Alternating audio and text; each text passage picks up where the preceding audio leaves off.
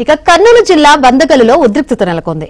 ముస్లింలలోని రెండు వర్గాల మధ్య ఘర్షణ చెలరేగింది. శ్మశాన వాటికల్లోని సమాధులను ఆర్లబండ మఠానికి సానుభూతి పరులుగా ఉన్న కొందరు ధ్వంసం చేశారు. ఈ విషయం తెలుసుకున్న మరో వర్గం వారు గొడవకు దిగారు. శ్మశాన వాటికను కబ్జా చేసేందుకే సమాధులను ధ్వంసం చేస్తున్నారంటూ ఆరోపించారు.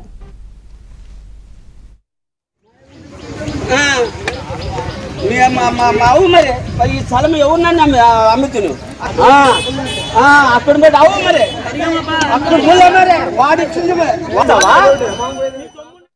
ఈ విషయం తెలుసుకున్న మరో వర్గం వారు గొడవకు దిగారు. శ్మశాన వాటికను కబ్జా చేసేందుకే సమాధులను ధ్వంసం చేస్తున్నారంటూ ఆరోపించారు.